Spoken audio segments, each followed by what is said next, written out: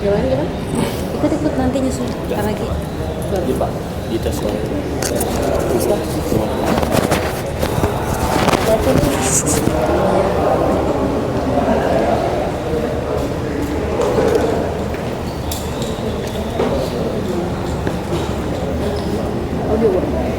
Lu mau ditunggu? Pak, tadi kan mungkin beberapa saksi ya sekarang tuh lagi fokus dengan Fiona, mungkin boleh jelaskan sih Pak poin utama lah yang apa yang ingin dibuktikan jaksa sih sebenarnya. Baik, hari ini kita menghadirkan saksi. Hari ini saksi dari pihak Gotoh dan saksi dari pihak SKM. Ternyata dari fakta di persidangan, saksi-saksi yang kita hadirkan tersebut menjelaskan bahwasanya ini ada kesepakatan antara dari pihak Google dengan pihak Nadiem pada saat dia sebagai menteri, yaitu kesepakatannya adalah untuk memasukkan produk Google Chrome OS itu, ya kan, sebagai ekosistem pendidikan yang ada di Indonesia. Padahal Nadiem tahu bahwasanya itu adalah Chrome yang pernah gagal di zamannya Pak Muhadjir Effendi. Nah, ternyata dari pihak Gotoh menyebutkan bahwasanya ada investasi masuk itu sampai dengan peningkatan totalnya 786 juta dolar. Teman-teman tadi bisa lihat bagaimana peningkatan value aset Nadiem itu tahun 2022 itu sampai dengan 5, sekian triliun. Dan dari orang Gotoh mengatakan itu tidak tercatat mengenai transaksi pajak sebagai saham founder 0,5% tersebut.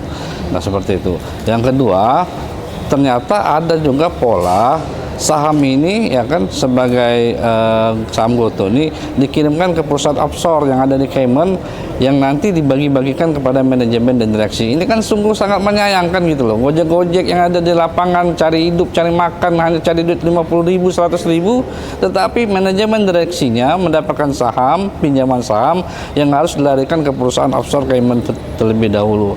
Nah, ini juga tadi disampaikan juga dari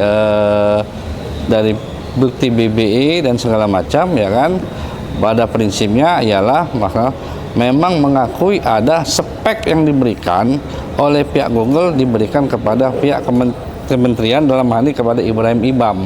Itu dibenarkan juga oleh Direktur Google Indonesia sebagai saksi menyatakan bahwasanya memang sepengetahuan dia pertemuan pada saat pimpinan Google Asia Pasifik dengan Nadiem itu setelah itu ditindaklanjutin dari pertemuan memberikan spek kepada Ibam sebagai tim orang dekatnya Nadiem. Nah, ini kan membuat apa ya, kalau dalam prinsip pengadaan itu ini sangat tidak transparan, harganya dibuat kemahalan karena juga PPK mengatakan juga tidak ada survei mengenai harga seperti itu. Dan ini juga yang saya lihat adalah bagaimana Nadiem mencampur adukan kepentingan bisnis dia, memasukkan kepentingan bisnis dia, kepentingan pribadi kelompoknya ke dalam ekosistem dunia pendidikan yang ada di Indonesia.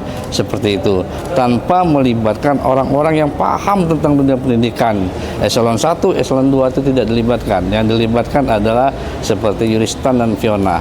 Teman-teman lihat, Fiona ini background pendidikannya adalah S1 Industri, teknik industri, bukan S1 pendidikan. Seperti itu. Terima kasih. Pak, tadi kan di dalam sidang kan Bapak menyinggung soal ada investasinya dari Google ke Gojek atau ekosistem itu sampai 200T. Itu maksudnya kaitannya dengan Chromebook itu seperti apa, Pak? Apakah sebenarnya ke dalam ini nanti kemungkinan di kemudian hari ada nilai kerugian negara meningkat atau sebenarnya apa sih, Pak? Tanya sama si Nadiem, suruh dia jujur sebagai pemilik saham. Saksi pihak Gotoh mengatakan ada total 207 triliun uang investasi masuk ke dalam perusahaan yang dia dirikan akap.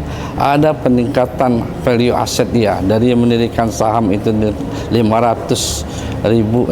juta saham nilainya sampai dengan sekian 4,8 triliun sampai dengan 5 triliun.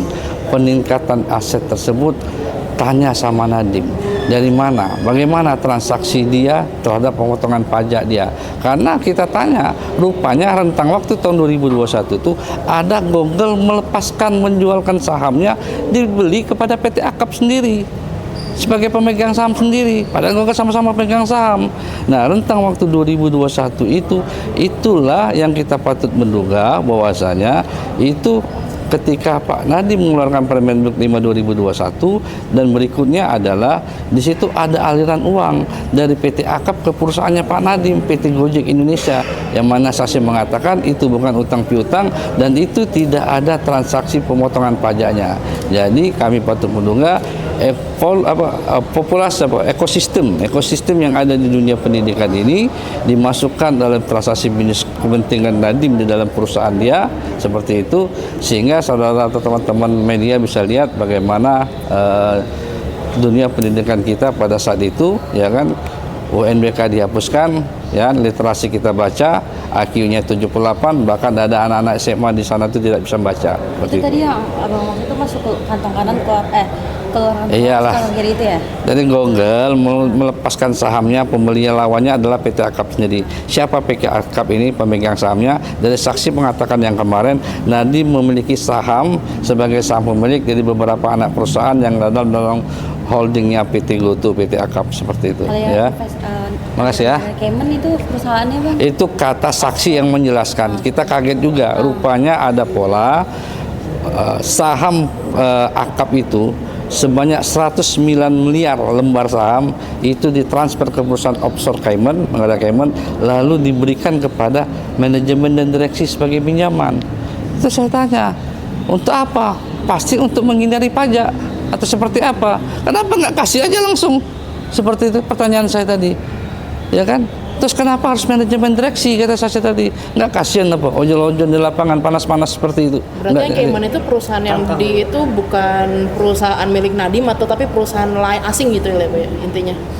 Dari fakta persidangan menyebutkan ada pinjaman kepada perusahaan di Cayman itu, perusahaan offshore yang lalu diberikan kepada saham-saham, diberikan pinjaman kepada manajemen dan direksi, seperti itu. Ya, itu saksi mengatakan, bukan saya. Ya, terima kasih Pak.